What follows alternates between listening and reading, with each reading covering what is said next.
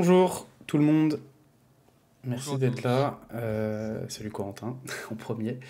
Merci d'être là pour ce premier live depuis un long moment, mais on s'était dit, période olympique oblige, que ça pouvait être sympa de prendre le temps de parler voilà, de cette annonce qui date d'il y a quelques jours, cette officialisation des JO de l'e-sport, en pleine période des Jeux Olympiques. Je suppose que vous passez pas mal de temps devant les compétitions. Eh bien, on aura donc une compète laquelle s'enthousiasmer un peu plus que ce qu'a fait le CIO par le passé, euh, sur, euh, sur l'e-sport également. Corentin, salut, je t'ai dit bonjour, mais re-salut. Toi aussi, tu as bien suivi ce qui se passait. Beaucoup trop même. J'ai beaucoup regardé ce qui se Ouais. fait sur les JO, mais Ouais. Je sais pas ce trop. sera Bon, rigolo de vas-y, ouais. voir ce qui va être fait dans le futur Ouais, sur l'e-sport. ouais. Je sais pas trop si dans le chat, vous suivez les JO également de votre côté. Bon, nous, c'est un peu particulier parce on bosse à l'équipe où tout le monde a été happé évidemment par les JO, au moins professionnellement, mais nous aussi. Et c'est vrai que c'est pas facile c'est pas facile de se détacher de ça, même pour parler d'e-sport. Donc, du coup, on s'est dit que ça pouvait être sympa de prendre le temps de parler voilà, hein, du rapport entre e-sport et olympisme qui va devenir très, très, très concret avec un plan carré dès l'année prochaine. Mais surtout, en fait, euh, surtout, on s'est rendu compte à travers les différents lives, et notamment celui de Kamel hier, qui faisait une espèce de tier list, que j'ai complètement une tier list d'ailleurs, c'est pas une espèce de tier list, des équipes potentielles nationales sur League of Legends, que les gens n'étaient pas tout à fait bien au courant de concrètement où on en est et ce qui est prévu et quels sont les plans. Donc l'idée c'était Et ce qui est normal, hein, oui, oui, c'est ce qui est encore complètement normal, parce que au début. Hein. c'est très flou, et même pour nous, mais voilà, on avait envie un peu d'essayer de déterminer quelques pistes de réflexion et éventuellement de répondre à des questions. Donc n'hésitez pas, même si ça n'a pas de rapport avec ce dont on parle à un instant T, à poser des questions, et on essaiera de répondre à vos interrogations sur ce sujet, alors que Subs commence par un excellent trolling euh, Je, à je, ce propos. je reconnais cette imitation. Ah oui, oui, on la connaît très très très bien. Non mais voilà, alors du coup pour résumer peut-être un petit peu, ça fait très longtemps que le CIO CIO, Comité International Olympique, s'intéresse à l'e-sport. Il y a eu plein de tentatives plus ou moins concrètes voilà, d'organisation un petit peu du mouvement olympique autour de l'e-sport, des échanges, avec des sommets, avec le monde, entre le CIO et le monde de l'e-sport, entre sportifs et e-sportifs.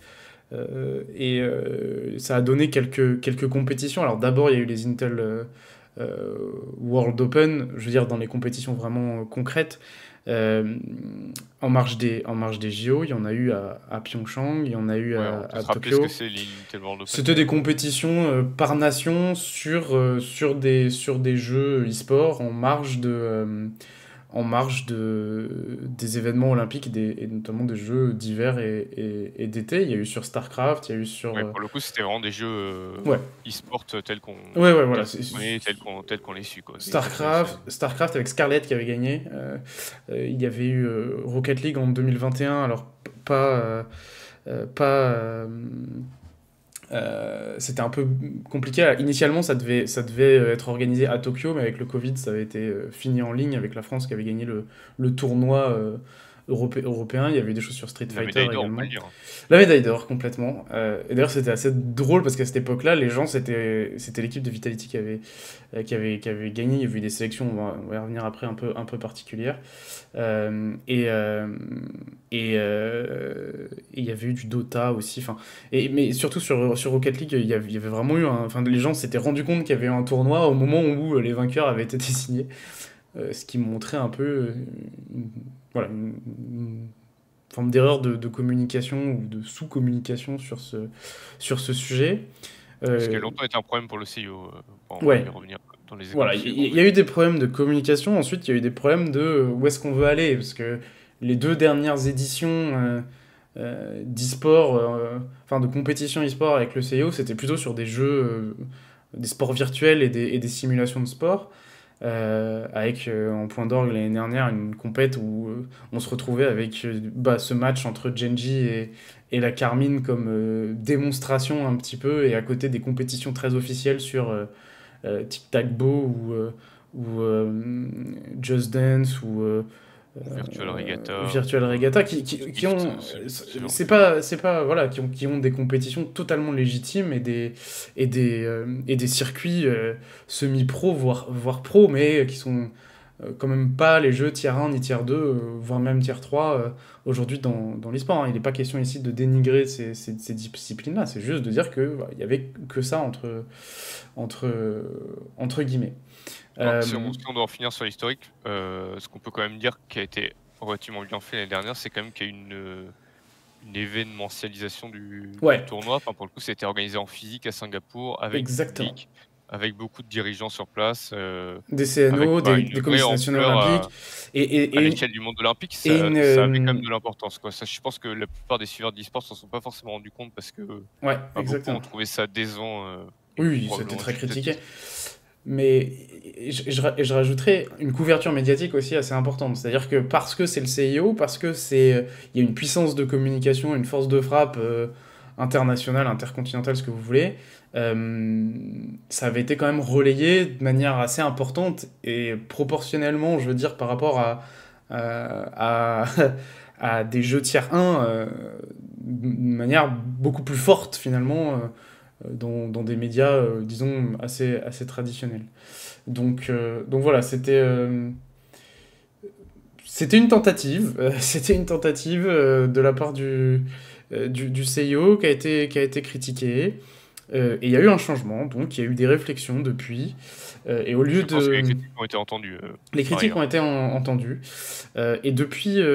en fait, ils se sont quand même appuyés sur ce qui a été fait et ce qui a été bien fait, hein. Tout n'était pas une catastrophe, au contraire, hein, à ce rendez-vous, c'est pas ce qu'on est en train de dire.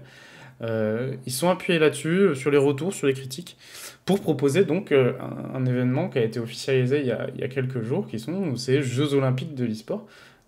Donc vraiment, on utilise le terme Jeux Olympiques, ce qui est quand même pas rien, euh, voilà, pour ce Ouais, rendez-vous. alors on pourrait croire que c'est pas grand-chose le fait d'utiliser les termes Jeux olympiques, mais en réalité, c'est assez important. C'est quand même ce qui distingue assez nettement, cette volonté d'organiser un tournoi l'année prochaine de toutes les tentatives précédentes. Dans le sens où, là, dans la communication, dans le fait que ça a été voté au congrès du CIO, il s'agit vraiment d'une 4e date olympique pour eux, après les JO d'été, les JO d'hiver et les Jeux olympiques de la jeunesse. C'est vraiment une compétition d'ampleur et ça a plus rien à voir dans l'ampleur et l'importance qu'ils veulent donner, à la compétition avec ce qu'on a vu au précédent. C'est vraiment un changement de braquet. Donc ce qui Ouais, prouve qu'ils croient vraiment très fort en le potentiel de la compétition. En tout cas, ils ont accéléré, peut-être plus complètement. vite que ce qui était prévu parce que quand l'Olympic eSport Week se finit, l'année dernière, il y avait quand même, bon, dans l'idée d'en refaire une, l'année suivante et peut-être même plusieurs avant, éventuellement d'en venir à la création de Jeux olympiques de l'e-sport. Donc il y a vraiment eu une accélération, ben, assez nette et même, qui aboutit très rapidement, quoi. Ouais, ouais, complètement. Et qui s'appuie et qui s'articule autour de quand même 3 types de jeux. Ça change pas, on aura toujours des simulations de sport, c'est-à-dire que des choses autour de Zwift, pour citer que, mais bon, la simulation de cyclisme, simulation d'aviron, ce genre de choses, où il y a des compétitions qui existent, mais qui n'ont aujourd'hui pas d'audience en réalité, ou très, très, très faibles. Des simulations de sport qui existaient déjà un petit peu donc l'année dernière et les années précédentes, mais qui sont des espèces de jeux un peu entre deux, donc un peu e-sport, mais sans être des simulations de sport et sans être non plus des jeux tier 1. On peut citer FIFA ou NBA 2K là-dedans qui sont évoqués. Peut-être qu'il y aura un jeu de tennis aussi, on verra. Pas forcément d'infos, c'est juste voilà, c'est ça les catégories, disons, et la troisième catégorie qui est donc qui inclut les jeux e-sport vraiment tier 1, tier 2, tier 3. Oui, du sim racing. Il pourrait y avoir du sim racing, même si sim racing ça rentre presque plus dans le sport virtuel en réalité que simulation de sport. Ça dépend des jeux et ça dépend comment on joue avec. Si c'est avec une manette ou si c'est avec un simulateur en fait, tout simplement. Et donc dans ces jeux-là, nous les informations qu'on a données il y a quelques semaines et qui ont été reprises un peu partout, et c'est ce qui a donné d'ailleurs cette espèce de tier list. C'est qu'il y a des discussions très avancées avec notamment Riot pour League of Legends, mais c'est pas tout. Psyonix pour Rocket League, Psyonix Epic pour Rocket League, et notamment Street Fighter, mais on pourrait voir d'autres jeux. Il n'y en aura pas à 50 000, il y aura au total, en prenant ces trois catégories, une quinzaine de jeux environ. Mais ça parlait aussi éventuellement d'un jeu mobile également, à ajouter au programme. Si vous suivez de près ou de loin l'eSports World Cup, vous voyez qu'il y a pas mal de choses sur le mobile. Par contre, je rebondis sur ce que dit Xelfuego tout de suite. Les FPS sont pour l'instant non considérés. Je ne sais pas trop comment le dire autrement. C'est-à-dire que le CIO a toujours mis une ligne rouge sur les FPS violents, où il y a un acte violent en fait, parce que même Fortnite l'année dernière, il y avait du Fortnite qui était lié à la fédération c'est ce que j'allais dire, il y a tir. Probablement possibilité de trouver mais chose, mais c'était ça paraît impensable. Mais l'année dernière, c'était du tir sur des cibles, c'est-à-dire que vraiment ça ne jouait même pas sur du battle royale où on élimine même si ce sont des personnages virtuels. Donc aujourd'hui, j'ai vu le tweet de Fatih tout à l'heure qui faisait un classement qui fait une tier list ou qui essayait de faire des équipes sur Valorant. Je pense qu'aujourd'hui, c'est très très très très très improbable de voir du Valorant qui est pas du Counter-Strike ou du Call of Duty, qui est un peu plus cartoon, mais qui est pas non plus du Fortnite dans le côté cartoon. C'est très improbable de voir ce genre de jeu au JO de l'eSport l'année prochaine. On pourra en reparler après si vous voulez. C'est pas inenvisageable de voir le CIO évoluer dans le futur, parce que faire des JO de l'e-sport sans une catégorie reine de l'e-sport qui sont les FPS, ça paraît inconcevable à moyen long terme, mais en tout cas ça semble être hors de question pour la première édition qui aura lieu l'année prochaine et peut-être même la suivante, mais bon, on aura le temps d'y réfléchir. Mais pour l'instant, les FPS... Juste pour préciser sur ce que tu as dit, nous, ce qu'on a dit, c'est qu'il y avait des discussions avancées. Alors là où c'est un événement, c'est que c'était déjà pas le cas lors du précédent événement qui a été organisé à Singapour, à l'Olympic eSports Week, où pour le coup, il n'y avait rien eu avec des jeux traditionnels, si c'était une démonstration de Rocket League, mais rien en compétition officielle. Avec Fortnite quand même, mais sans que ce soit le jeu, sans que ce soit le Battle Royale, quoi. Mais donc nos informations, c'est quand même qu'il y a ces discussions-là, a priori. Après, encore une fois, rien n'est fait, quoi. Rien n'est fait. C'est-à-dire qu'aujourd'hui, en bonne posture. Aujourd'hui, beaucoup de gens se posent des questions sur les formats. On a reçu beaucoup de questions sur comment est-ce qu'on sélectionne les joueurs, etc. En fait, pour l'instant, on ne sait même pas si ces jeux-là y seront. C'est probable. Je pense que le terme qu'on peut utiliser aujourd'hui, c'est le plus juste, c'est celui-là. Il est probable qu'on ait du League of Legends et du Rocket League, peut-être du Street Fighter au JO de l'eSport l'année prochaine, mais tout peut encore changer. C'est juste qu'aujourd'hui, les planètes sont alignées, entre guillemets, parce que tout semble convenir dans l'idée à la fois au CIO d'un côté et à la fois aux éditeurs de l'autre sur la structure compétitive et la structure de ces JO de l'e-sport. C'est-à-dire que voilà, c'est propulsé par le CIO. Les éditeurs auront a priori pas forcément besoin d'investir de l'argent pour l'organisation des compétitions. Et il n'y a pas de tentative de prise de contrôle, disons, de la part du CIO en créant une fédération internationale de l'e-sport, ce qui est un point très important, parce qu'aujourd'hui, c'était un vrai blocage chez les éditeurs de se dire qu'une fédération viendrait un peu caler ses règles, en fait, finalement, alors que, en fait, ils n'ont pas envie de se faire... Enfin, je veux dire, ce reste des propriétés intellectuelles. C'est la grande différence avec le sport, qui est souvent d'ailleurs oubliée. Et c'est pour ça qu'aujourd'hui, même les éditeurs sont enclins enfin, voilà, ils sont d'accord avec l'idée de lancer ce genre de rendez-vous, de compétition, même sur des jeux tiers 1, quoi. Ouais, parce que ce qu'il faut préciser, c'est que l'année dernière à Singapour, du coup, je sais pas si c'est clair pour tout le monde, tous les jeux étaient affiliés à une Ouais, fédération internationale sportive. Donc même Fortnite était affilié à une fédération, en l'occurrence le, le- fédération de tir, si je dis pas ouais. de bêtises. Le but, c'était ça, Euh, c'était de promouvoir un peu aussi le sport à travers les fédérations associées à certains jeux. Mais oui, c'est vrai pour Fortnite. et donc là, ce serait plus forcément le cas, en tout cas pour les jeux endémiques à l'e-sport, quoi. Enfin, Ouais, les plus suivis, exactement. ceux qu'on connaît, même s'il y aurait toujours les liens, par exemple, entre la fédé de cyclisme et Zwift, ce serait pas le cas pour tous les jeux présents à la compétition. Donc voilà un peu le contexte. Alors évidemment, la dernière chose qui est quand même pas négligeable, c'est l'Arabie Saoudite. Et il y a quelque chose qui n'a pas été bien compris d'ailleurs par tout le monde. On va y revenir juste après.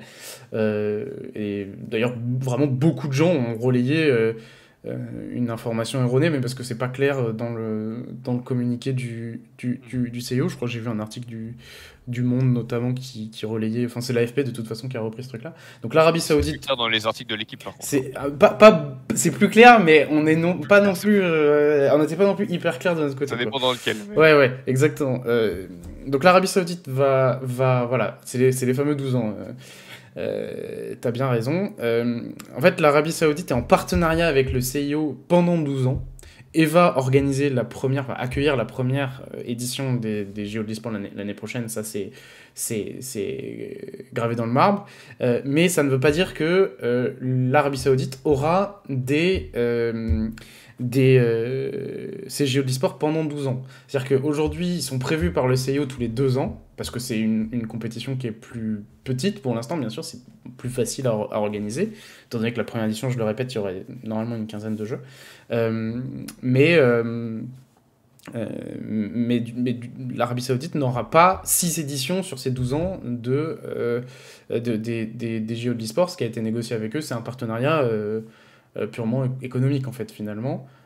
Ils auront ouais, probablement... et ils aident à l'organisation. Enfin, même Oui, là, ils sont très investis dans la création oui, oui, bien et sûr. dans les prises de décision autour C'est un peu plus des modalités de la compétition, quoi. que ça, en effet. Mais on n'aura pas, ou on ne devrait pas avoir, en tout cas, 6 éditions des Jeux de l'e-sport en Arabie Saoudite sur cette période de 12 ans. Pour en avoir plusieurs, ça c'est sûr.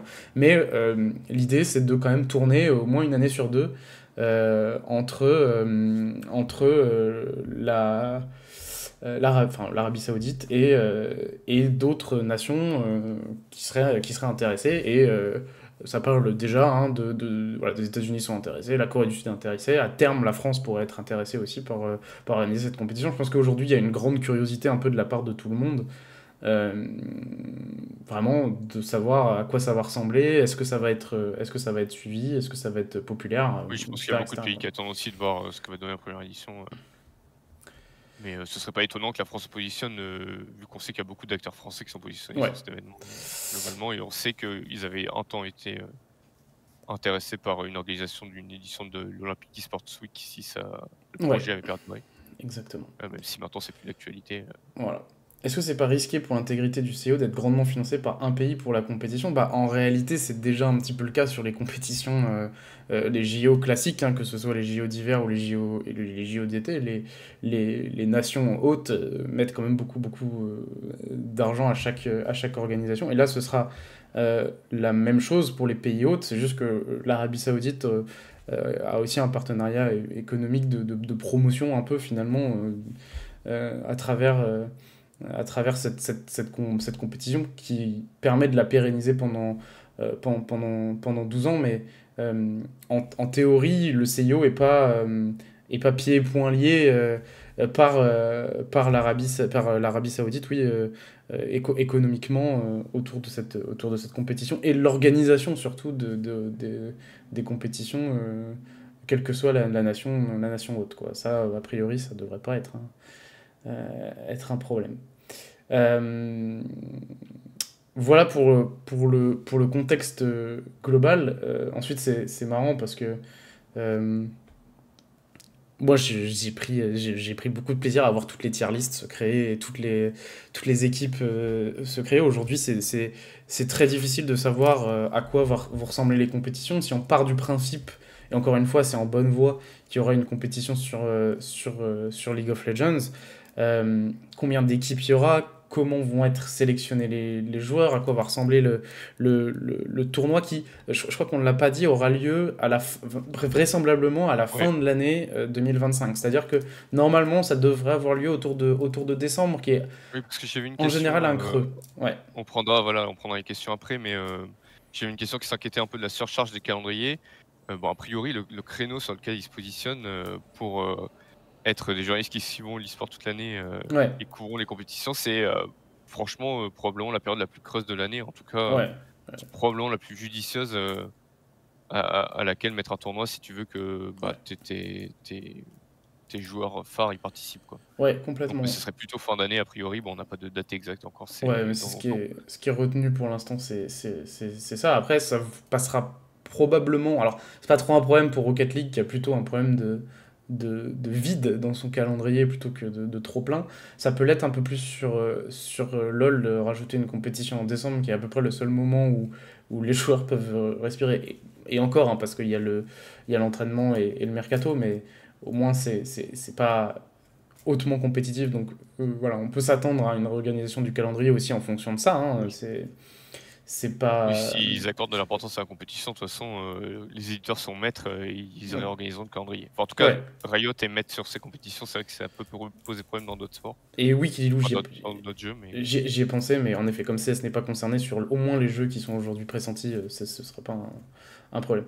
Une idée de la durée de l'event, c'est assez dur à dire aujourd'hui, mais avec une quinzaine de jeux, je pense que oui, ça se situe entre 1 et 2 semaines. Alors exactement, je ne sais pas combien de temps, peut-être une dizaine de jours, peut-être 2 semaines, parce qu'ils veulent établir comment dire, une période définie. Ça peut être une semaine aussi. C'est très dur. Avec 15 jeux, ça paraît quand même compliqué d'étaler ça sur plus de 10-12 jours selon moi, mais bon, à voir, hein, ça dépend aussi de la structure purement des compétitions. Aujourd'hui, quand je vois la tier list qui a été reprise par Kamel hier, quand il a classé les nations, je vois pas autant de nations participer à la phase finale en réalité. Moi je pense que si on a 16 équipes sur LoL, ce serait pour une première édition, du moins, ce serait déjà mmh. Ouais, très après, il y bien. aura peut-être des phases de qualif, enfin, on sait pas, Très, c'est très dur d'imaginer le format parce que très pour l'instant, on n'a pas probablement, de et d'ailleurs, il serait envisageable de créer une année sur deux ou voilà, dans des conditions enfin, un peu propices à avoir voilà, des compétitions européennes par nation pour pérenniser à la fois ce truc de nation au-delà de cette compétition des JO de l'e-sport. Ça, c'est quelque chose qui est largement envisageable et même envisagé. Euh, donc, euh, mmh. donc voilà.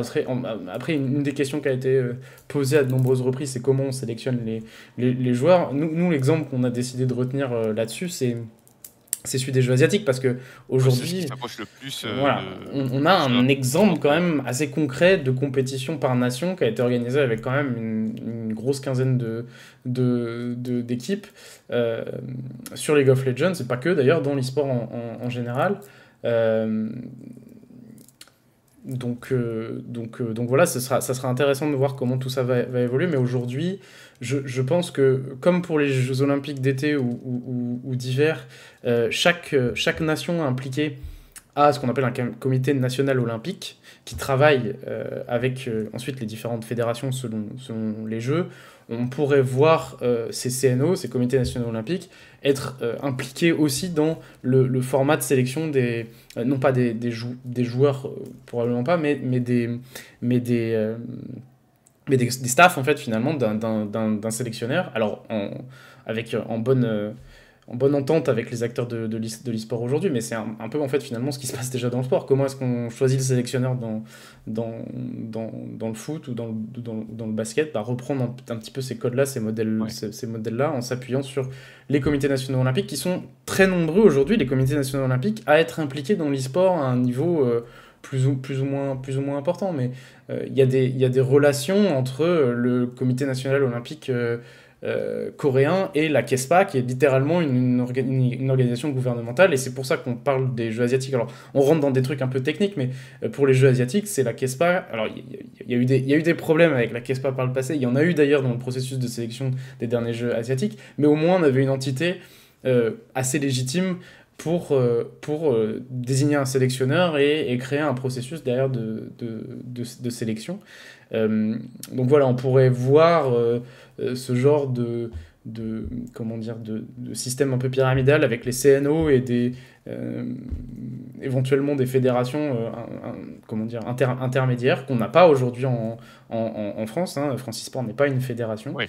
Ou alors Euh, les CNO sans la fédération intermédiaire, ce qui se ouais, fait dans d'autres pays. Je exactement. regardais juste avant qu'on prenne le live en Chine, Ouais, ils ont d'abord nommé le staff qui était plus ou moins le staff de DG, je crois, au moment des derniers Jeux asiatiques, qui ensuite a fait des tryouts avec une vingtaine de joueurs, de ouais, top joueurs chinois, et qui ensuite a sélectionné ces 10 voilà. joueurs pour les Jeux asiatiques. Mais en tout cas, c'est souvent comme ça que ça marche. Et c'est comme ça d'ailleurs que ça marche aussi.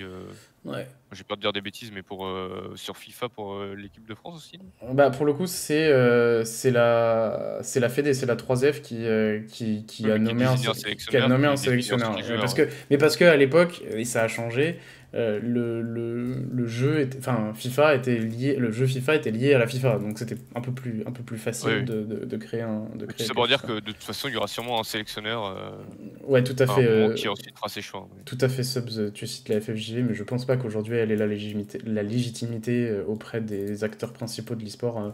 D'ailleurs, la FFJV qui est impliquée dans les quelques compétitions par nation qui existent dans le monde. Hein. Il y en a en ce moment d'ailleurs qui vont se terminer en Arabie Saoudite, mais avec des jeux, alors pas forcément tier 1 en France, ou pas forcément les joueurs majeurs de ces jeux-là. Il y avait eu des compétitions sur CS avec des joueurs qui sont pas les joueurs qu'on connaît de Vitality ou de 3D Max, quoi. Mhm. Peut-être Euh, juste deux points sur ouais, le format qui ont pas été précisés dans ce qu'on a dit. Déjà sur la temporalité, on a dit tous les 2 ans. En réalité, c'est quand même pas, en tout cas officiellement pas tranché, même si c'est très ça devrait être probable, et ça. Ouais. c'est ce qui est recommandé. Et du coup, ce serait 2 ans toutes les années impaires, ce qui tombe plutôt bien, puisque ce serait entre les JO d'été et les JO d'hiver, Ouais. si, si vous suivez bien. Et l'autre point qui est intéressant aussi, sur lequel pour avoir regardé le congrès où, où les Jeux Olympiques de l'e-sport ont été officialisés par le CIO, sur lequel le CIO a beaucoup insisté, c'est le fait qu'ils veulent vraiment assurer une égalité des genres sur les Ouais, tout à compétitions. fait. Donc il faut s'attendre à ce qu'il y ait beaucoup de compétitions féminines, Ouais. ou au moins beaucoup de participantes à ces Jeux Olympiques de l'e-sport, a priori, dès la première édition. Donc on ne sait pas Voilà. encore quelle forme ça va prendre, mais ça c'est aussi un point à prendre en compte, et Ouais. je pense que ça peut être Ils ont insisté très dessus intéressant même. pour le développement de la Ouais. pratique. Ils ont vraiment insisté dessus, et je pense que dans un premier temps, alors là c'est des suppositions, je pense que dans un premier temps on aura des doubles compétitions. Après, voilà, à voir voilà, à quoi ça va ressembler, quelle structure, parce que pour l'instant, en fait, finalement, on est vraiment dans de l'hypothèse, parce qu'on n'a pas les jeux, donc derrière, on n'a pas comment on sélectionne les staffs, on n'a pas comment on sélectionne les joueurs, combien il y aura de joueurs, j'ai envie d'espérer que ce sera plutôt une compétition sérieuse plutôt qu'une compétition parce que c'est possible aussi hein, par influenceur, etc. Hein, c'est pas inenvisageable, même si avec le CIO derrière et cette volonté, je dirais, collégiale de partir sur de la compétition très, très sérieuse, ça m'étonnerait, mais on peut se poser ce genre de questions encore aujourd'hui, vraiment sur... on ne sait pas à quoi ça va ressembler, vraiment, on peut faire que des suppositions. Euh, Ce qui est certain, c'est que ça a été annoncé, ça a été officialisé, et qu'il y a des discussions très productives en tout cas entre quelques éditeurs principaux et, euh, et le CIO. Après, voilà, on peut quand même, c'est ce qu'on fait un peu depuis tout à l'heure, faire des hypothèses, rentrer un peu dans ces espèces de dystopies, euh, c'est assez excitant quand même. Enfin, en tout cas, je sais pas vous dans le chat, je pense que je connais ta réponse, Corentin.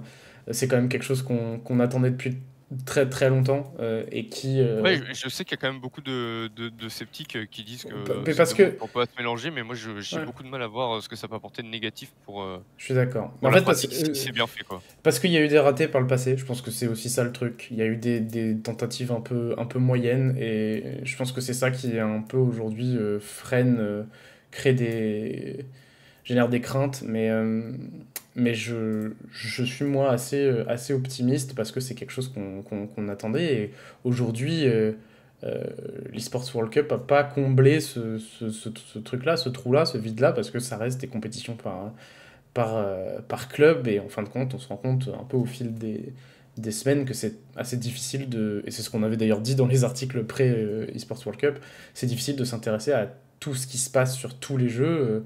Euh, Même si on est très attaché à son club. Il n'y a pas beaucoup de clubs qui sont capables de réaliser ça.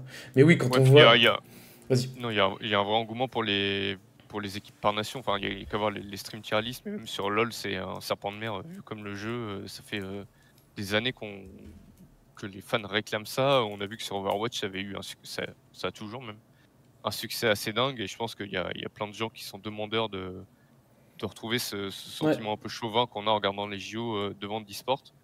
Bon, qu'on peut avoir épisodiquement devant des compètes quand on a des équipes françaises qui vont loin, mais de l'avoir plus loin et avec les rivalités interclubs mises de côté, je pense que, enfin, je vois pas comment ça peut pas marcher si c'est bien fait.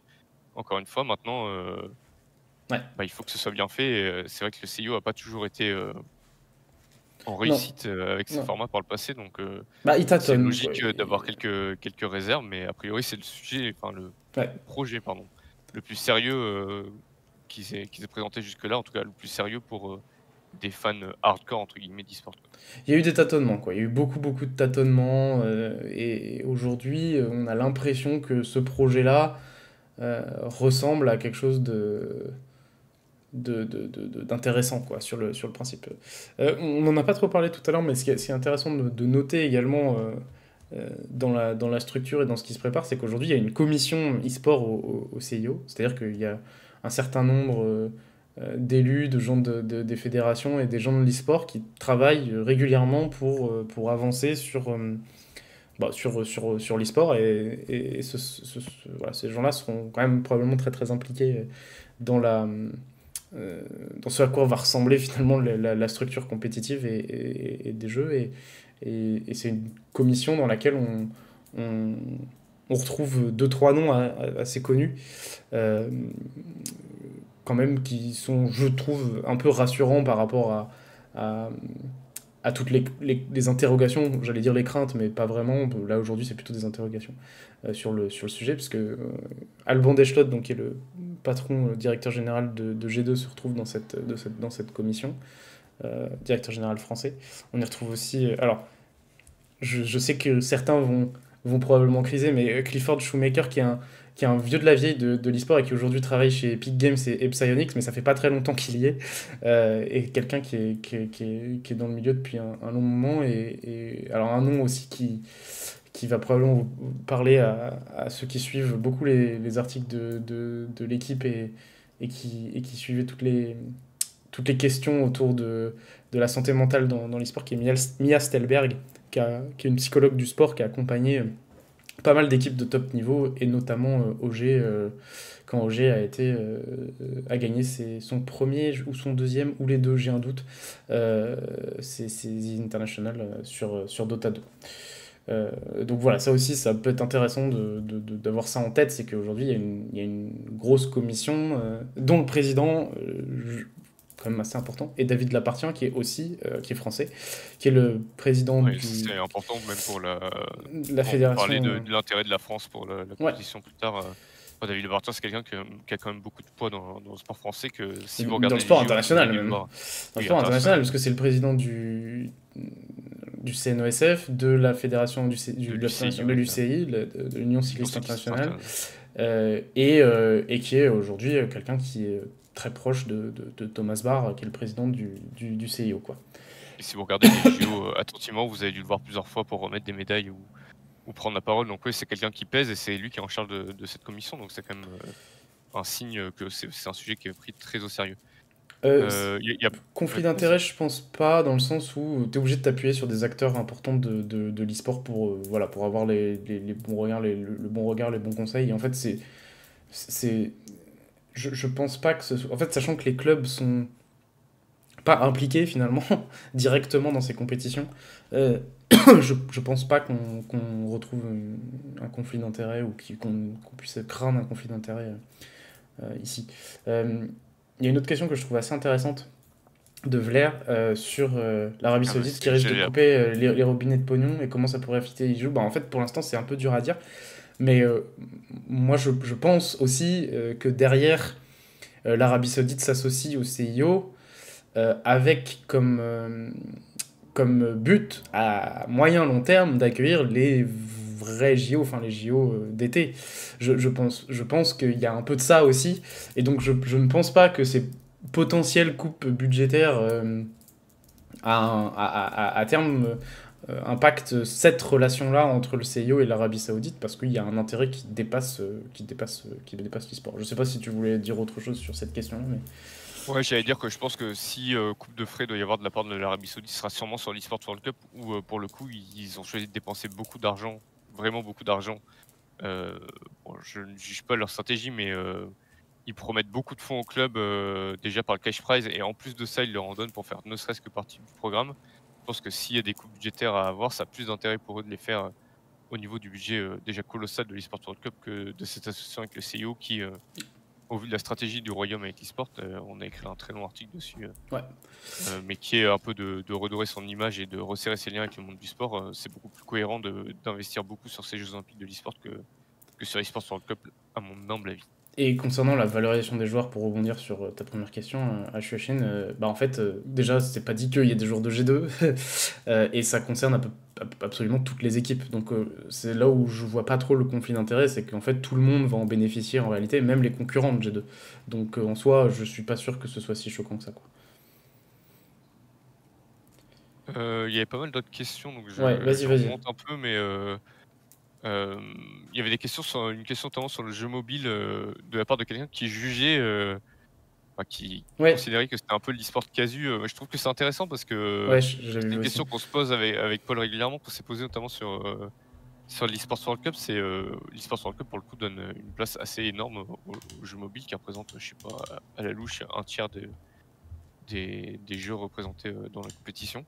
En fait, il faut vraiment comprendre que c'est extrêmement populaire en Asie et que je pense que une des volontés Oui. de ces Jeux olympiques de l'e-sport, ça va aussi être d'être une compétition vraiment internationale et représentant le mouvement olympique au sens large, donc incluant le plus de nations possible. Et c'est, je pense, un mauvais choix que de complètement ignorer les jeux mobiles, alors que c'est se couper de factuellement la plus grande base de gamers au monde qui est l'Asie du Sud-Est au sens large et qui joue énormément aux jeux mobiles, bien plus qu'aux jeux traditionnels en Ouais, réalité.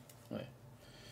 Exactement, Donc c'est une après, bonne réflexion, pour ce qui est Thomas. de la qualité du spectacle proposé, c'est vrai que nos yeux d'occidentaux, même nous très honnêtement, On a du sont mal à se... parfois Ouais, voilà. un peu, étonnés du spectacle, mais je pense qu'en tout cas stratégiquement, ça ferait pas sens de s'en passer pour le CEO. Ouais, je pense aussi. Et d'ailleurs, c'était les mêmes problématiques pour l'eSports World Cup, là, quoi. Bah, Bah, l'e-sport World Cup, ça faisait encore plus sens que Ouais. l'Arabie Saoudite est typiquement un pays où on joue beaucoup aux jeux mobiles, donc Bah, ça serait ça, c'est une question intéressante que c'est le Fugo. Je change de sujet sur le dopage, qui on sait est probablement trop peu contrôlé dans l'e-sport. Il n'y a pas assez encore de contrôle et même de gestion de la question du dopage, hein. Quand on voit comment Activision a géré ça sur Call of Duty, mais les problèmes étaient les mêmes d'ailleurs aussi sur Overwatch, avec vraiment un laisser-faire global, alors que c'était même avoué par certains joueurs pro. Voilà, on peut espérer que ça permette aussi, que ce soit une des. Je parle de l'Adderall, hein, l'Adderall en parlant de Call of Duty ou Overwatch. Euh, Ça pourrait permettre aussi voilà, de faire évoluer les choses de ce côté-là également. C'est l'une des. Parce qu'on parle beaucoup du bénéfice pour le CIO. Alors évidemment, il y en a pour l'e-sport d'un point de vue purement médiatique et de reconnaissance globale, mais même en termes de structuration et sur la question du dopage, voilà, je pense qu'il y a moyen de bénéficier un petit peu aussi, quoi. je reviens encore Ouais, une non, mais nouvelle fois sur c'est le sujet du délirant, hein. mobile pour, en finir sur le sujet. Je pense que vraiment, il faut se rendre compte qu'effectivement de nos points de vue, Ouais. d'occidentaux, la fanbase PUBG, enfin les gens qui jouent à PUBG Mobile sont intéressés par du PUBG PC, mais vraiment en Asie, il y a des gens qui ne jouent que à PUBG Mobile et qui Ouais, consomment que des compètes PUBG Mobile, hein. et puis c'est deux jeux différents en réalité. C'est comme si on disait que on faisait une compétition sur Wild Rift par rapport à League of Legends, quoi. Il y a vraiment, faut se rendre compte de la différence qu'il y a entre les deux, même si les deux jeux sont proches et probablement plus proches sur PUBG que pour LoL et Wild Rift. Mais je pense vraiment que c'est pas comparable. Et d'ailleurs, c'est des réflexions qui ont été faites pour LoL et Wild Rift, mais aussi à une époque pour Call of Duty avec code mobile. Je me rappelle d'une intervention sur une émission de l'équipe eSport où voilà, on disait qu'il y avait beaucoup de joueurs de code mobile et que c'était pour ça que c'était intéressant de participer à la Code League. Honnêtement, je suis pas sûr qu'il y ait une si grande connexion que ça entre ces deux jeux différents. Salut Tipsa, j'espère que tout va bien. Est-ce que vous avez d'autres questions par rapport Ouais, parce que à... j'étais en train un peu de remonter, Ouais, on a répondu à mais beaucoup de si choses. on a raté des Peut-être trucs, alors, hein. n'hésitez pas à reposer les questions si on n'a pas répondu.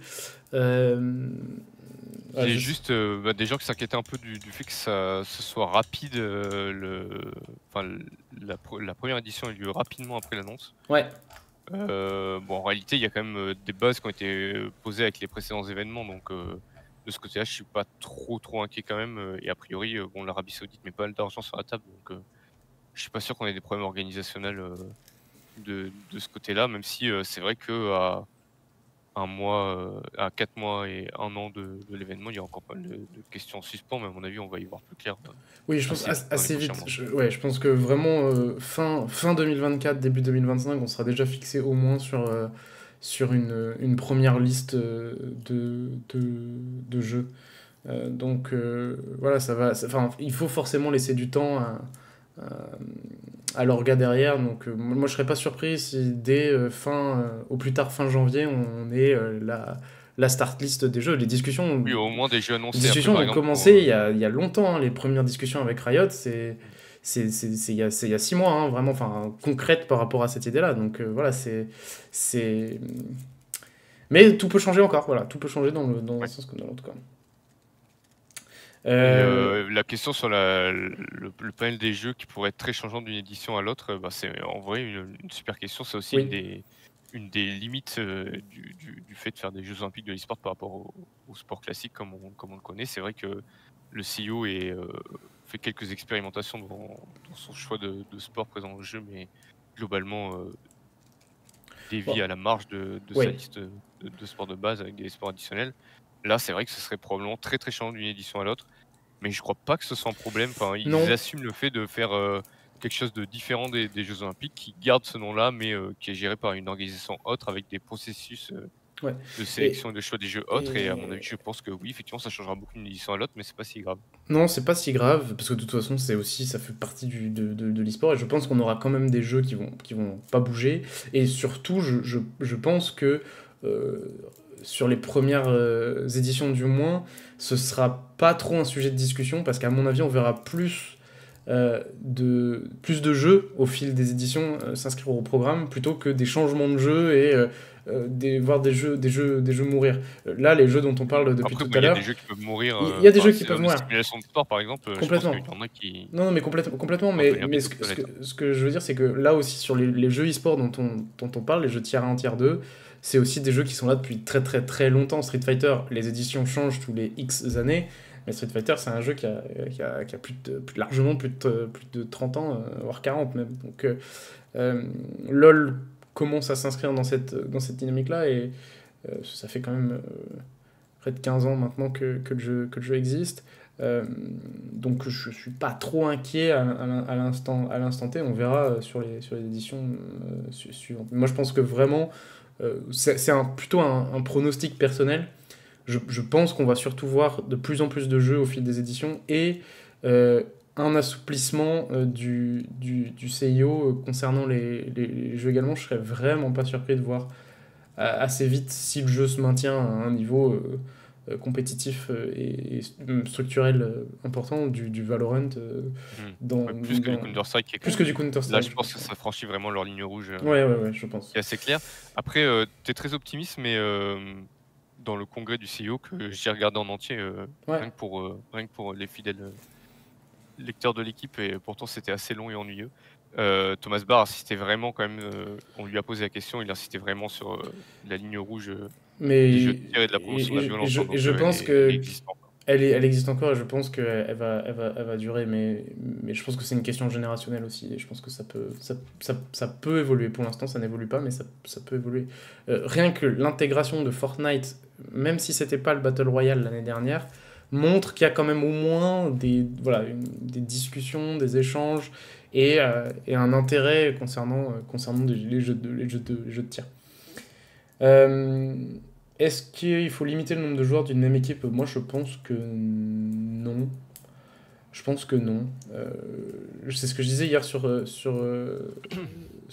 Twitter. Ce que j'aimerais bien voir, c'est des sélections élargies. Ouais, Euh, aux Jeux asiatiques, c'est quand même, alors, je sais plus, c'est 7 joueurs, je crois? ouais, Je je sais crois pas que dire une bêtise. c'est deux remplaçants, il me semble. Parce qu'il y C'est avait 7 forcément joueurs, je pense que Faker, ce mais serait intéressant. ouais. En tout cas, au moins avoir des remplaçants, parce qu'effectivement, si c'est pour aligner une équipe en tant que telle qu'on va jouer Oui, toute l'année, c'est pas hyper fun. Après, je pense que factuellement, moi, j'ai pas vu le parce que stream de Kamel hier, par exemple, sur LoL, mais je pense qu'en fait, il y a aucun pays oui.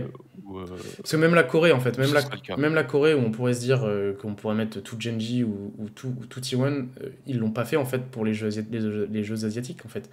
Parce que bah, il y avait plus d'intérêt à essayer de faire une équipe un peu All-Star. Après, est-ce qu'il y avait. Je crois pas qu'il y avait de restrictions. Peut-être que je me trompe, Bah, je vais aller voir, je sais pas. mais, euh, mais voilà, moi je pense que de toute façon. Ce serait une erreur en fait de faire à mon avis des restrictions parce que finalement ce serait plus frustrant qu'autre chose. Je pense pas que les équipes aient un intérêt réel à enfin, les staffs, les sélections aient un intérêt réel à mettre toutes leurs, tous les joueurs d'une même équipe aussi par rapport à la hype qui va entourer les équipes. Je pense que ça peut être pris en compte au-delà des performances, mais on verra l'année prochaine. Est-ce que l'équipe en tant que média a suivi cette annonce avec attention? Bah, nous, évidemment qu'on a suivi avec attention. Et je pense qu'on en reparlera un peu plus tard en interne, parce que, bah, vous le savez, il y a d'autres JO en cours à Paris, et forcément ça prend un peu toute l'attention, sachant que l'officialisation de ces JO de l'e-sport est arrivée vraiment 2 jours avant le début, des Jeux Olympiques d'été. Voilà, donc on verra. Oui, il y a une question intéressante sur la diffusion, comment ça Oui, se ferait. ouais, Je tout à pense fait. que le CIO, enfin, de toute façon, va diffuser gratuitement l'événement sur.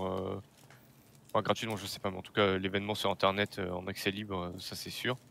En tout cas, l'Olympic eSports Week, c'était sur YouTube, mais pas sur Twitch. Enfin, Ouais. pas sur Twitch du tout, même. Non. Pas sur Twitch du tout, même si je crois que Kameto avait eu les droits de Oui, rediff, il avait par exemple, diffusé sur le match le match. Rocket League. Ouais, je pense que ce sera Mais sinon, c'était diffusé intégralement sur YouTube, sur la chaîne des JO.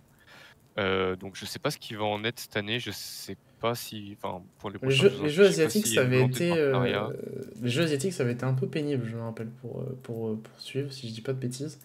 Mais on avait quand même eu accès à des streams. Je pense que ce sera, construit de la bonne manière là aussi. À nouveau, je pense qu'il y a des gens suffisamment intelligents autour du CIO et concernés par ces questions-là qui Ouais, pourront. pour le coup, je pense que Je vraiment m'en il fais y aura pas. pas d'histoire de Ouais, plateforme bloquée par un paywall ou quoi. Je ouais, pense qu'ils sont ils savent bien. suffisamment intelligents pour comprendre Ouais, ouais, pour comprendre comment marche le monde de l'e-sport et ses suiveurs, ouais, entre guillemets. ouais, je suis d'accord. Même si, encore une fois, rien de. Enfin, on n'a pas d'infos particulières pour le coup. On est sur des suppositions. Est-ce qu'on peut s'attendre à des clubs qui bloquent des joueurs Personnellement, je ne pense pas. Je pense pas, parce que je pense que tous les clubs ont tout le temps intérêt à envoyer Ouais. leurs joueurs, mais Par contre, est-ce que je vois des pas pourquoi il joueurs serait vont. interdit de le faire. Est-ce que des joueurs vont avoir cette fibre un peu patriotique C'était une réflexion assez intéressante de la part de Kamel hier en fin de stream sur ce sujet-là, après la tier list. C'était de dire que nous, on est beaucoup à être portés par les JO, mais par aussi ce côté euh, euh, un peu patriotique quand il est question de sport, et que pour nous ça paraît évident. Est-ce que ce sera le cas de tout le monde, pour toutes les nations, sur tous les jeux? Je sais pas. Est-ce que tous les joueurs de la potentielle équipe de France auront envie de jouer pour l'équipe de France?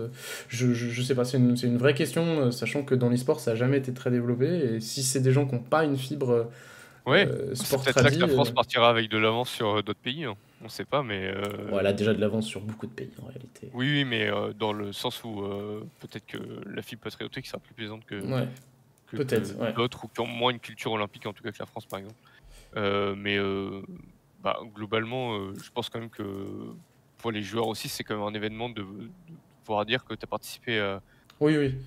à des Jeux Olympiques, quoi. Enfin, j'ai beaucoup de mal à voir des joueurs refuser d'y aller. Ça avait été une Si ce vraie n'est que le réflexion. cash prize sera probablement pas très important, donc pour ceux pour qui c'est Ouais. une motivation première, ça peut être un Ouais, souci. ouais, mais je pense qu'il y aura un vrai intérêt au moins populaire derrière. Moi, je me rappelle de. Alors, c'était particulier, mais ce match qui avait été créé France-Espagne il y a 3 ans avec, avec OTP, avec Ibai, avec, Ouais, mais avec des typiquement, joueurs. tu cites 2 pays qui ont Complètement, une mais. culture de l'affrontement entre pays forte. Complètement, mais en fait, il suffit que de ça, en fait, finalement. Parce que derrière, tu peux créer un snowball, je le pense sincèrement. Et si tu as ces communautés-là qui sont derrière, c'est déjà gagné pour moi. Donc voilà, à voir.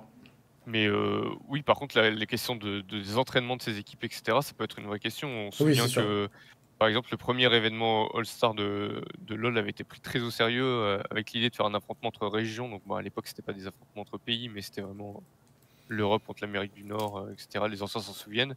Et au final, l'événement est un peu mort de lui-même parce que les meilleurs joueurs, enfin les Ouais. joueurs sélectionnés pour le All-Star ne s'entraînaient pas entre eux, donc la compétition avait finalement très peu d'intérêt. Moi, là, je pense que ce sera différent. L'approche sera différente, et je pense que tous les clubs aujourd'hui et les éditeurs de plus en plus ont conscience de tout ça. Ouais, Il y a il y une aura une question vraie question sur le temps de prépa en commun pour. Oui, ça c'est sûr.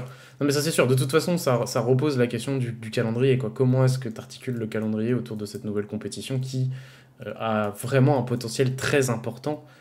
Ça c'est un point qu'il faut retenir. Le potentiel médiatique de cette compétition est très important parce qu'il y a le nom, en fait, c'est ce qu'on disait tout à l'heure, il y a le nom Jeux Olympiques. Et on l'a vu l'année dernière avec l'Olympic Esports Week qui avait été repris, les résultats ont été repris dans des médias qui ne suivent que de très loin l'e-sport et donnent des nouvelles très sporadiques sur Oui. Avait le donné sujet, des qui avait donné informations très faciles d'ailleurs. les résultats, et oui, il y a des informations erronées d'ailleurs. Et je pense qu'on peut avoir exactement le même effet là, et un peu un truc de ah bah si c'est la France, pas chez tout le monde, ce sera pas les mêmes spectateurs qui aujourd'hui s'intéressent à tous les sports olympiques parce que c'est les JO, on en est très très loin évidemment, mais il peut y avoir un regain d'intérêt chez d'anciens viewers de l'e-sport ou des gens qui jouent aux jeux vidéo et pour qui c'est plus facile de comprendre parce que c'est l'équipe de France ou l'équipe d'Espagne ou l'équipe de Corée que des clubs pour certains qui sont complètement obscurs. Même pour les institutions, et c'est mine de rien important pour le développement de la pratique. Ouais, donc voilà, ça va être intéressant de suivre tout ça.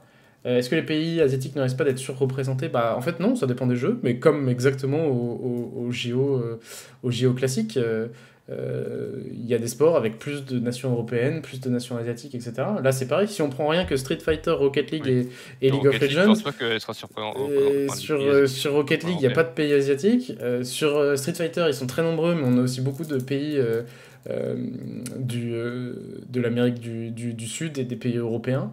Et LoL, évidemment, c'est international au point où on peut se poser également la question de comment est-ce qu'on sélectionne les équipes qualifiées pour la compétition, parce qu'il n'y a pas de classement mondial aujourd'hui par nation sur League of Legends, quoi. Donc voilà, c'est vraiment les questions qui vont animer ces prochains mois, mais aujourd'hui c'est assez rigolo de voir que plein de gens font des tier lists, etc. et s'excitent un peu dessus, alors qu'en fait, en réalité, on n'a aucune info, mais ça prouve, enfin, aucune info, on n'a aucune confirmation concrète de ce à quoi ça va ressembler, mais ça prouve qu'il y a un vrai intérêt pour ça, et pas que en France, pas que en Espagne, et non, ça va être très intéressant à suivre au cours des prochains mois. Mais ouais, moi je suis très très hype également.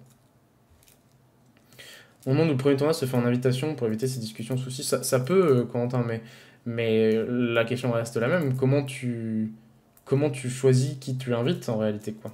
C'est un peu difficile. Alors oui, c'est beaucoup plus arbitraire de le faire comme ça, mais bon, voilà quoi. Qui t'invite sur LoL parmi les pays européens, c'est compliqué, quoi. Moi, je pense que oui, on devrait passer par un tournoi qualificatif Comme ça se fait sur sur certains Overwatch, jeux. Exactement, tout à fait. Mais voilà, on verra. On verra. On verra. C'est les grandes questions qui se posent aujourd'hui, mais on peut que faire des hypothèses concrètement sur tout ça, quoi.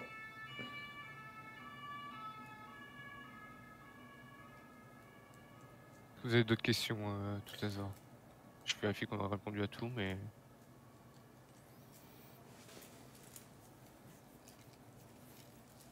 Ouais, je suis assez d'accord, le Flar, il y a des trucs qui peuvent. En fait, quand tu mets les gens devant la passion, devant euh, la passion plus la représentation nationale, je pense que c'est quelque chose qui a un vrai gros potentiel, quoi. Ouais, d'autant que, bon, dans la sélection des jeux, League of Legends mis à part, les noms qui sont déjà sortis, c'est quand même des jeux relativement accessibles au grand public. Donc, mais vraiment, quand vous prenez moi, j'ai fait un peu l'exercice hier. Ça va build des stades en Arabie Saoudite, oui. Après, au-delà de ça, pour l'instant, on va voir. Il y a. les stades sont déjà en train d'être construits indépendamment en marge de l'esport sur le Cup. Moi, il y a un vrai truc, il y a un exercice que j'ai fait hier et que je vous invite à faire qui est assez marrant. C'est que ce que je disais tout à l'heure, c'est que moi, je pense que 16 équipes, c'est un bon chiffre pour une compétition sur LoL, chiffre final, si on veut un truc un peu hype avec 4 poules de 4, machin, enfin bref. Il n'y a pas de jeu annoncé, Ben, mais j'y reviens après. 16 équipes avec 4 poules de 4, des 2 équipes qui passent, ça peut être vraiment sympa. Si vous prenez la tier list de Kamel hier, vous prenez les 16 premières équipes de cette tier list, c'est quand même cool, quoi. Genre vraiment, on a 16 bonnes équipes de League of Legends. Alors oui, il y a la Chine, il y a la Corée qui est au-dessus. Oui, il y a la Chine qui est deuxième, mais c'est le sport, en fait. Il y a tout le temps des nations qui dominent moi, entendre les gens, ça a été un truc, on n'en a pas parlé là, c'est assez rare, on a souvent des commentaires là-dessus quand on aborde ces questions, de dire à quoi ça sert, la Corée va gagner, à quoi ça sert de participer aux Jeux Olympiques en basket, c'est les USA qui vont gagner, enfin, c'est les mêmes réflexions. Non, c'est quand même toujours intéressant, et franchement, qui a pas envie de voir, finalement un France-Corée en demi-finale des JO de l'e-sport, euh, et ok, on aura 99% de chance de perdre, mais ce 1% d'espoir derrière l'équipe de France de League of Legends, il va quand même hyper tout le monde en fait finalement quoi. Enfin, en tout cas, c'est ce que je pense Oui, au comme plus c'est le profond de cas moi. au JO, Et où on comme sait c'est le que cas au les JO, États-Unis vont gagner on, au on, basket à on chaque sait fois, que s'il y a un ou la France, Chine au ping-pong, hein, mais oui, voilà, on sait que et c'est exactement ça, c'est le match de ce matin où la potentielle finale entre la France et les États-Unis, on sait qu'il y a peu de chance, mais on va regarder quand même. Voilà, c'est ça. Donc, et puis ça peut évoluer au fil des années, tout à fait, Thomas. C'est ce qui est sous-entendu dans ton commentaire. bon alors, d'après mes infos, la potentielle finale entre la France et les États-Unis, c'est pas dans la meilleure voie, mais Ouais, ça va. J'ai le match sous les yeux. C'est encore largement envisageable. Et Ben, il n'y a pas de jeu annoncé pour l'instant. Ce qui a été annoncé, donc c'est un peu un récap global. Ce qui a été annoncé aujourd'hui, c'est qu'il y aura des jeux de l'e-sport l'année prochaine, fin 2025, en Arabie Saoudite. L'Arabie Saoudite, qui est en partenariat avec le CIO pendant 12 ans, mais qui n'accueillera pas les JO d'e-sport pendant 12 ans. C'est-à-dire qu'aujourd'hui, si on part sur une base de une édition tous les 2 ans, maximum, on aura 3 éditions en Arabie Saoudite, il ne devrait pas y avoir plus de 2 éditions de suite au même endroit. Les jeux ne sont pas annoncés, mais il y a des discussions très avancées entre le CIO qui est derrière l'organisation de ces jeux d'e-sport et les éditeurs, certains éditeurs, dont Riot Games pour League of Legends, et 2 jeux qui sont parmi les tiers 1, je compte pas FIFA ou NBA 2K qui sont des simulations sportives. On entend également Rocket League et Street Fighter, et potentiellement un jeu mobile également. Voilà. C'est un peu ce qui se dit en ce moment pour une première édition, un peu test mine de rien. Voilà. Mais avec quand même 3 jeux hype avec des grosses communautés, des grosses audiences derrière. Ces 3 jeux tier 1. Et j'ai envie de rajouter même FIFA aussi, si on a oui. une simulation sportive. Enfin, eSports FC, bref, désolé, c'est un abus de langage. Je vois la question sur les pays joueurs africains. En réalité, ben, au JO, par exemple, on impose, je sais pas, par exemple, dans le tournoi de hand ou dans le tournoi de basket, d'avoir 1 à 2 équipes africaines. Donc, je pense que c'est tout à fait envisageable aussi, Oui, il y a des, sur comme les JO d'e-sport, hein, des qualifications par nation, et puis on voit des par, équipes. par continent. Mais oui, oui. Oui, pardon, par continent. Et puis on voit se développer des équipes. Hier, Kamel faisait un peu les recherches aussi autour du Maroc, de l'Algérie. Ça peut présenter des rosters assez intéressants sur LoL. Le Maroc aura une équipe potentiellement extraordinaire. Je cite le Maroc et j'y pense en le disant. Le père d'Itachi voulait regarder la rediff, donc il sera content. Mais le Maroc On aura le une, salue aura une s'il su- regarde la on, le rediff. on le salue s'il regarde la rediff. Le Maroc aura une équipe extraordinaire sur Rocket League. Sur FIFA, il y aura des joueurs africains aussi. Et sur les jeux de combat, alors Street Fighter, il y en a aussi. Mais je pense à d'autres jeux qui pourraient arriver plus tard où on a d'excellents joueurs africains. Puis il y a les joueurs Et sud-africains. Chaque année, on joue de voilà. Rocket League Et aussi. Par on, et contre, on il y a parle toujours de. moyen de trouver des gens, hein. Et on parle de l'Afrique, mais même si on prend l'Amérique du Sud, c'est les mêmes réflexions. Ou plus globalement le Moyen-Orient, voilà, si on prend Tekken, avoir la possibilité de voir un Arslan Nash un jour gagner une médaille olympique une médaille olympique de l'e-sport, hein, mais bon bref, vous m'avez compris, sur Tekken, ce serait quand même extraordinaire pour un pays comme le Pakistan, quoi. Donc voilà, il y a toutes ces réflexions-là, et moi je trouve ça génial d'avoir ces discussions et ces réflexions, je me répète, voilà, sur les pays, quoi, sur les nations. C'est quelles nations on va réussir à intégrer, quoi. Ouais, je pensais à Verix, Vler Et en effet, il y a du Tekken, il y a de très bons joueurs africains sur Tekken également. Et il y en a aussi sur FIFA. Voilà, est-ce que... Et encore une fois, c'est aussi l'intérêt, enfin, mine de rien, des JO, c'est que ça incite des gens et des pays à s'intéresser à Ouais, des sports et à des jeux auxquels ils ne s'intéressent pas de base. Donc, peut-être qu'avec la perspective des JO, alors évidemment, tu n'es pas forcément compétitif d'ici un an, mais tu peux être amené à t'intéresser ou à développer ouais, une player base sur des jeux. ouais, complètement. Donc voilà. Est-ce que vous avez des questions supplémentaires sur tout ce qu'on a dit? Est-ce que ça a répondu aux interrogations que vous Et même sur autre pouviez chose, hein, d'ailleurs, avoir? si jamais. Euh, je vous laisse poser les questions. On était une petite centaine, on est un peu moins maintenant. Je sais qu'il y a beaucoup de gens, parce que hier, dans le live de Kamel, où ils étaient bien plus nombreux que, que ce qu'on est là, il y avait beaucoup de gens qui se posaient des questions. On va essayer de mettre le replay sur YouTube assez vite si vous voulez le partager. Ce serait cool parce que vraiment, que ce soit Kamel, mais d'autres aussi, depuis que les informations sont sorties sur les jeux de l'e-sport, on entend beaucoup de gens se poser des questions Approximation aussi. et beaucoup d'approximations sur ce qui est prévu, ce qui peut se passer, etc.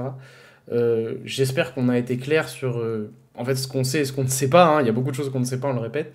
Euh, et donc voilà, je vous invite à partager un peu tout ça parce que je pense que ça permet d'être le plus clair possible, je pense, j'espère, sur toutes les questions autour de ces jeux de l'e-sport et ça permettra aussi aux gens d'avoir un peu ces réponses-là parce que j'ai l'impression que ça pose quand même énormément de questions à beaucoup de gens, mais voilà, comme on est peu présent sur Twitch, c'est difficile de rameuter encore beaucoup de monde pour répondre à tous ceux qui s'en posent des questions à ce sujet.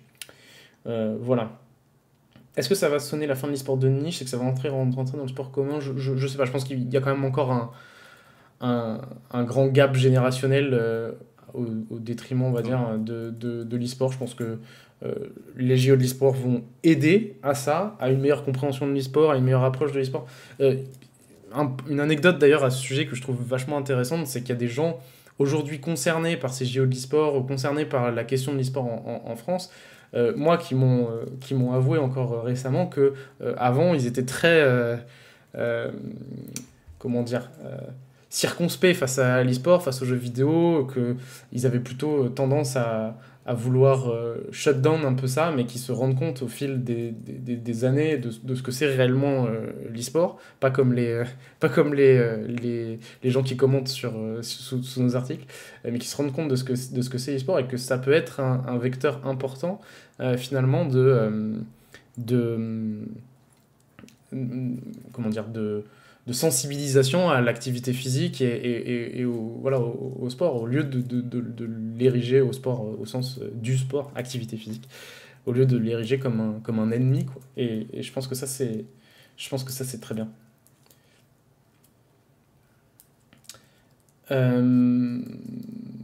J'espère que ça répond à ta question, en moins en partie, Xelfuego.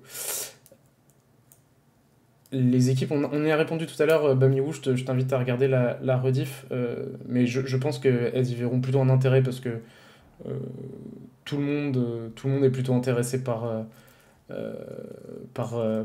ça dans l'e-sport. Je vois pas les équipes bloquées, comme on peut le voir au tournoi de foot, au JO, mais parce qu'il y a l'Euro juste avant et parce que le tournoi de foot Oui, des JO s'il n'y avait pas l'euro, est moins premier, mais quand on regarde ce qui se passe au basket, avec la Dream Team américaine, où voilà, toutes les équipes présentent leurs meilleurs joueurs, donc je m'en fais pas trop. Et il y aura un vrai intérêt médiatique aussi pour ces équipes-là, j'en suis persuadé. ouais, bien sûr. Et pour les jeux en milieu aussi. Je scroll. Ça pourrait un jour rentrer dans les. Alors, CS pourrait un jour rentrer dans les JO. On en a parlé aussi tout à l'heure, Calu, si tu veux avoir un peu plus de détails là-dessus, mais euh, ce sera pas pour tout de suite. Les FPS au sens large, ce sera pas pour tout de suite. Alors, très honnêtement, CS c'est très improbable pour l'instant. Et je pense Ouais, que en l'état. ça prendra du, Je ça pense prendra qu'il du y temps. a eu un virage raté avec CS2, mais bon, c'est un Ouais, débat peut-être. Ouais. un peu éternel. Des gens critiquent encore le tir à l'arc, les sports auto et l'équitation. Il faudrait que l'e-sport devienne la stream d'un tout. Alors, pas du tout. C'est pour ça que je disais ça juste avant, c'est qu'il y a un gros gap générationnel encore. Et je pense que l'e-sport deviendra mainstream dans 20-30 ans c'est pas pour tout de suite. C'est un discours que je tiens depuis très très longtemps et que je tiens face à certains qui veulent nous expliquer que non, l'e-sport est déjà mainstream, etc. Les jeux vidéo sont mainstream et ils se heurtent encore à des barrières, mais l'e-sport ne l'est pas.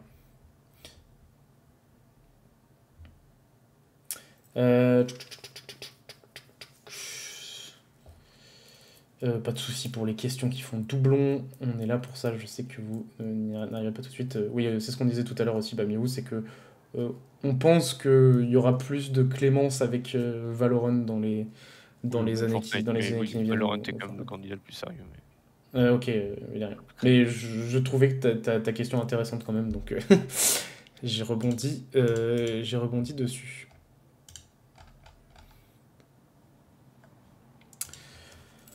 Ok. Je connais pas la liste des sélections de Kamel sous les yeux, sinon on aurait pu. Oui, on aurait pu la reprendre. Alors, il y a des gens qui nous demandaient de faire la sélection sur LoL au moins. On peut s'amuser un petit peu à ça. On l'a faite nous-mêmes et je pense qu'on en refera. C'est prévu plus largement une fois que les jeux seront officiels peut-être. De donner un peu notre avis sur parce que c'est ce qu'on fait de toute façon à l'équipe quand il y a des équipes des équipes de France, mais émission de débat l'équipe à la rentrée, on espère. Vous aurez peut-être l'article faites votre 5 majeurs pour les faites votre 5 majeurs pour les JO et sur LoL et votre 3 majeurs sur Rocket League. Ça serait très sympa. Ouais, l'exercice est très drôle. Bah, évidemment, les noms qui viennent sur la top lane, évidemment, on pense évidemment à Adam. Est-ce qu'aujourd'hui il y a des joueurs qui peuvent venir le chercher, sachant que Cabochard, voilà, on ne sait pas trop ce qui va advenir de lui, mais ça pourrait être intéressant en fait. C'est pour ça que je disais ça, d'avoir 10 joueurs, parce que en fait, avoir un Adam et un Cabochard derrière qui est plus là, alors sans lui faire offense du tout, mais comme un Adil Rami, alors pas en amuseur un peu, mais en joueur avec beaucoup d'expérience, qui sera peut-être moins perturbé entre gros guillemets que les autres par le fait de porter le maillot de l'équipe de France, ce genre de choses, même si c'est une première pour tout le monde, ça peut être intéressant. Je sais pas si tu vois d'autres joueurs sur la top lane qui méritent d'être appelés, mais je pense qu'avec Adam on tient un titulaire. Corentin, je sais pas si y a pas de... On en avait déjà parlé, donc oui, non, j'ai pas de... Oui, voilà, pour faire un changement tactique, bien sûr, avoir un peu de profondeur de banc pour du changement tactique, moi j'en rêve. Valve va tuer ça sur CS, mais moi je pense qu'il y a un vrai truc qui sera à creuser dans les années qui viennent. Au niveau de la jungle, évidemment il y a Sheo tout de suite en tête. Après Isma, faut voir s'il choisit la Belgique ou la France. C'est qu'il a les deux, la double nationalité, pardon, je vais y arriver a priori. Je sais pas si pareil, il y a d'autres noms qui sautent. Il y a Skumon qui va ouais, tout à fait, c'est évident. Voilà, je pense qu'avec ça, on a déjà une liste solide en jungle. Sur la mid lane, il y a évidemment Nuke, il y a VTO aussi. Alors voilà, il sort d'une saison difficile, il faut voir comment il va rebondir. Moi, je pense qu'évidemment, Nuke est le joueur qu'on a envie de retenir, aujourd'hui. À voir sur les petits jeunes qui montent derrière et également ce que ça va donner sur la mid lane. Mais c'est le choix évident. Au poste, peut-être tu as un nom à suggérer, Corentin, de ton côté. Au mid ouais. Non, bah après il y a tous les joueurs de RL. Oui, si tu veux avoir un profil à Cabochard, tu peux prendre des cas en sub ou même Saken, mais il y a un peu moins meneur d'homme. Ouais. Mais oui, non, ce serait raisonnablement. De toute façon, le topside BDS actuellement, en termes de français, c'est ce qui se fait de mieux. Ouais, ce qui se fait de mieux. ADC, on verra d'ici l'année prochaine, mais bon, évidemment, Nsama est le choix numéro 1 aujourd'hui. À voir comment Caliste va se comporter en LEC. Mais ça peut changer très vite. Mais... Ça peut changer, on verra. En tout cas, évidemment, qu'on peut le citer aujourd'hui. Je pense pas qu'il y ait besoin de citer quelqu'un d'autre à ce poste-là. Non. Et en tant que support, alors dans le doc, il y avait Antera. Bon, il y a quand même, faut pas enterrer Zoelis, qui a eu une saison difficile, mais qui a montré quand même plein de choses l'année dernière. Mm. Après, on a des joueurs comme Stand également qui ont le potentiel peut-être de faire partie de ces 10 joueurs. Donc voilà, ce serait à peu près ça, si on devait faire une liste élargie, disons, de 10-13 joueurs. Euh, c'est là-dedans qu'on ira piocher, c'est avec ces joueurs-là qu'on composera une équipe, et ça répond au moins aux Mais intérêts de l'équipe, paradoxalement, hein. c'est pas Mais il si n'y a dur rien à de... faire. Non, c'est pas si dur à faire, parce que il y a pas autant de choix, en fait, finalement, que dans le foot, en fait, ou même Sur en Rocket League, ce connaissance. serait un peu plus casse-tête déjà. Sur Rocket League, ce serait beaucoup plus Il faut casse-tête. il faut Ouais. couper des joueurs et pour ça des synergies, c'est Ouais, ouais, pas ouais. évident. Mais évidemment, on pense à Zen Vatira, qui sont rivaux et amis, et qui pourraient du coup être réunis dans une même équipe. Euh, ça pourrait être chouette. Mais il y a pas que d'eux, il y a Monkey Moon aussi. Également, il y a toute l'équipe de Vitality en réalité. Euh, voilà, il y a quand même beaucoup de noms, côté Gentlemates aussi évidemment, Exotique, comme coéquipier de Monkey Moon. Il y a du monde. Est-ce qu'il y a des joueurs susceptibles de changer de C'est cool. nationalité? Oui, Seco, bien sûr, je pensais à lui quand je disais Gentlemate, mais je suis passé à Exotique derrière. Joueurs susceptibles de changer de nationalité, bah, c'est possible en fait. Si on garde les règles un peu du monde du sport, on pourrait, on pourrait, on pourrait avoir. On pourrait avoir des joueurs qui changent de nationalité, enfin qui prennent une nationalité sportive, voilà, Oui, pour il y aller a jouer plein de clubs avec, à avec double d'autres équipes, nationalité hein. aussi. Il y a les doubles nationalités. Niski disait hier qu'il voulait jouer lui pour la Turquie. Voilà, ça me paraît pas illogique. Euh, donc voilà, ça peut être marrant. D'ailleurs, un joueur comme Radozin, je suppose, pourrait demander à avoir une nationalité sportive serbe. Euh, dans une liste très élargie, enfin sur Rocket League c'est compliqué, il y a tellement de noms de joueurs que voilà, il pourrait quand même disputer cette compétition avec la Serbie en trouvant deux autres bons joueurs serbes, quoi. Donc voilà, on verra ce que ça donne. Euh, Pas beaucoup plus de questions depuis tout à l'heure, donc je pense qu'on va clôturer là. Les JO, les vrais, nous attendent également. Euh, écoutez, on se donne rendez-vous dans quelques semaines. Alors sur Twitch déjà, on Oui. l'espère. A priori, on A devrait avoir priori, du on, contenu dans on les refera des choses, bien prochaines entendu. semaines. Et en plateau, je l'espère doublement. Après la réussite de la dernière émission, on aimerait bien en refaire en plateau dans les prochains mois, après la rentrée. On verra. Et écoutez, voilà, sur la partie Géo de l'e-sport, on va être très attentif évidemment, et on Mm. refera des lives s'il faut pour discuter un petit peu de tout ça. Euh, je répète, on va mettre cette vidéo normalement sur YouTube, et bon, le replay est disponible directement sur Ouais. Twitch. N'hésitez pas à la partager, parce que vraiment il y a tellement de gens qui se posent des questions sur comment tout ça va fonctionner et qu'est-ce qui est déjà prévu ou pas, euh, que je pense que ça peut être chouette de les Mm. informer au sens large. Ouais. Merci beaucoup. Gros article Oui, sur l'année vas-y, Valorant de Gentlemates à venir à 19h aussi tout pour à ceux qui fait. suivent un peu Valorant. Je pense que vous Et apprendrez forcément Gentlemates, des ouais, choses. ouais, ouais, très très très gros article écrit Donc par Tesson. c'est à 19h. Restez connectés.